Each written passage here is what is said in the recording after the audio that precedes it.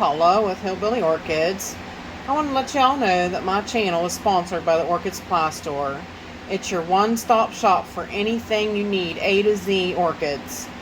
Use the code Hillbilly for a 12% discount. Thanks for dropping by, y'all. Hey y'all, it's Paula with Hillbilly Orchids. Welcome back to my channel. I hope everybody's having a fantastic day. I figured we'd start this year out with taking a quick look at our Dendrophylax lindenii. This one's been being talked about a little bit. We've been discussing a few people, Yoshi and Ileana, got in Schista. And I want to explain a little bit about the difference. A lot of people don't understand that there's a difference. Okay, they confuse Schista with the ghost orchid, and they're not. They're not one and the same. Schistas are leafless orchids, so which means they are a massive pile of roots, basically. And the thing about them is that they do quite well, really, for being a leafless orchid and just being, a pile of roots. They're not too hard to grow. I've seen people have a lot of success with them, and they're not as fussy. Now, your true ghosts, like your Dendrophylax lindenii and your Dendrophylax salii and the crosses of that, because like I was just actually talking to Justin at Justin's Orchids and More. He actually has a Dendrophylax fawcettii, so that's a cross, but it's a true ghost. So, yeah, and the thing about them are they don't have leaves either, but they're not as big a pile of roots as the Schistas. I might not even be saying that right. Everybody kind of says it differently, so. But I'll put it up on the screen so you'll know what I'm talking about. Yeah, so the leafless is not the same as the Dendrophylax lindenii, and they are not true ghosts. Like I said, I know it's kind of hard to tell, and I'll probably see if Justin will let me use like a picture of his Schista roots so that you can see. If you once you're into them enough and and you kind of understand, you can definitely tell a difference in the roots. So you can pretty well be able to say, oh, that's actually a true ghost, and this one, even if it was tagless, or no ID specifically, you would be able to tell either way.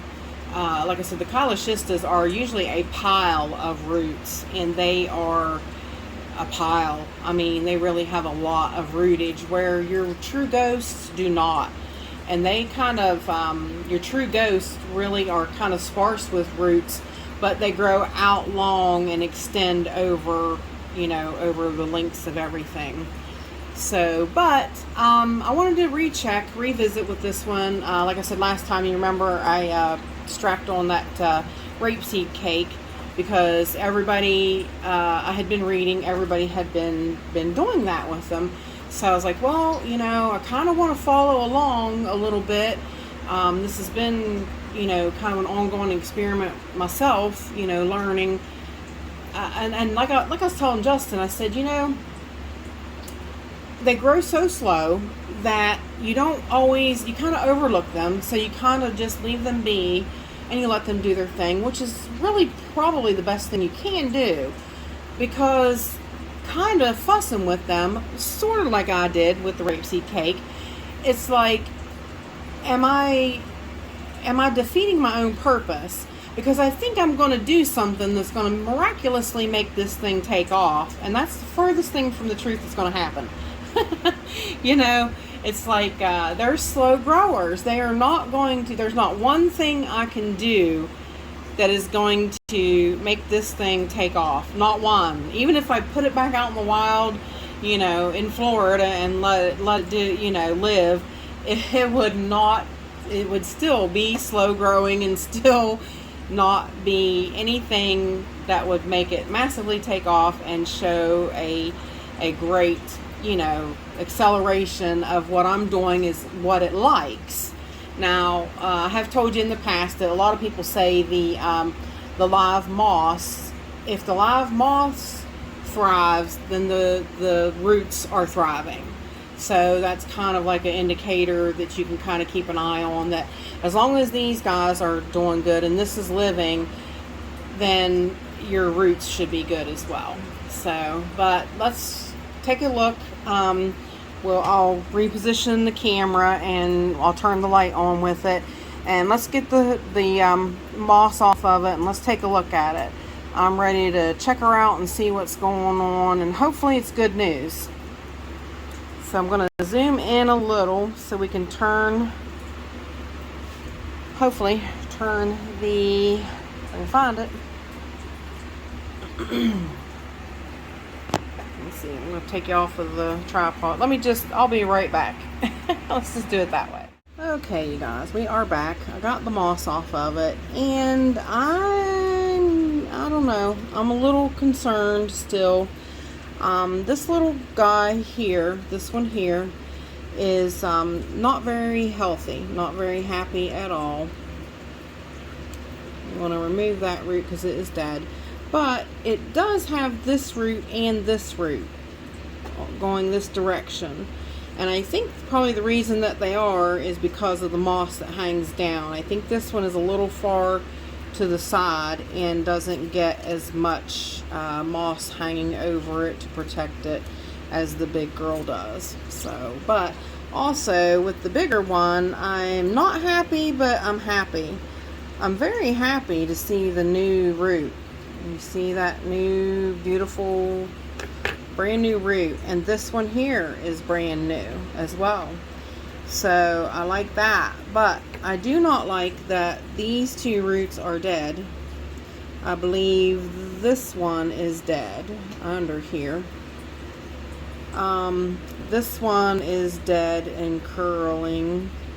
This one looks like it's starting to die on the tip. So I'm not pleased with that. So I'm going to have to increase this one's watering. Definitely. She's definitely going to have to start getting more. I'm going to have to start misting her more. Yep. I am not, like I said, I've come this far with them. I do not want to lose them. So, but I am pleased about the new root. Definitely pleased about that. So, and like I said, these all look like fantastic roots. But you can see how these are sparse roots. They're definitely they're sparse. They're not really close together. And I'll show you, like I said, the picture of the Chiloschistas, and they're just a pile. They're root upon root upon root. So you can really tell the difference.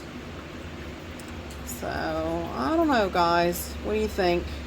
I really wished I could get something under this one, and I'm not showing you.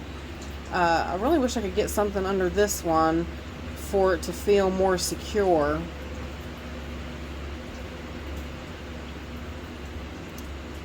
I don't know. I really think my placement in this one, it was good for the roots that were there, but then I wasn't planning on it being that good for the roots, for the later on roots. So I really think I misjudged the placement, but I'm new to this. I'm definitely new to this. So yeah.